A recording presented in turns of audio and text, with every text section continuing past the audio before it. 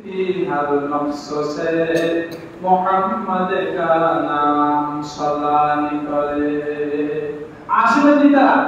সারা রাসূলের প্রতিটি সুন্নতরে হরমে মানিব এটা আসে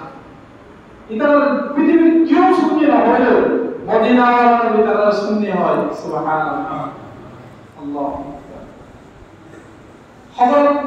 মুহাম্মদুর রাসূলুল্লাহ সাল্লাল্লাহু আলাইহি ওয়াসাল্লাম আর নবী অর্থাৎ আর রাসূল জিরা এই মুহররমের 10 তারিখ তথা ইয়াউম আশুরা আল্লাহ পাক রব্বুল আলামিন আর নবী তো মানে আগে আকীদা ঠিক করুন আর নবী তো গুনাহ নাই এই হতায়ানের জুমলায়ানের ব্যাখ্যা আছে আর নবী তো গুনাহ না করার পর আল্লাহ পাক রব্বুল আলামিন হতে মুহররমের 10 তারিখ আর নবীরে বেশি খুশি করে বলি তো খুশি হলো না সে আনন্দ করে আর নবীর মুহররমের 10 তারিখ আবার ঘোষণা দিলেন নাকি আর নবীর আগর ফিসর যা গুনাহ আছে একদিন মাফ করে দিলাম সুবহানাল্লাহ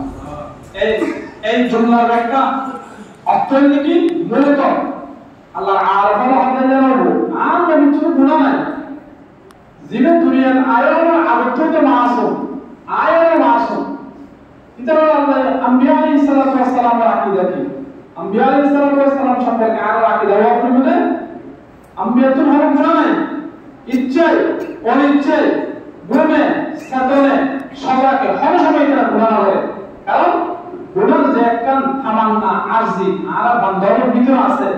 ইয়ান আল্লাহ পাক রব্বুল আলামিন নবুয়তের মাধ্যমে ক্যান্সেল করে দিয়ে এত লাগরা তো গুনাহ না আসতা তাকে দিল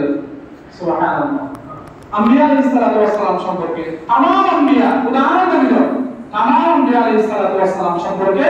আর আকীদা বিশ্বাসী আল্লাহ করিব আল্লাহ রসুলের তৌফিক দান আমিন।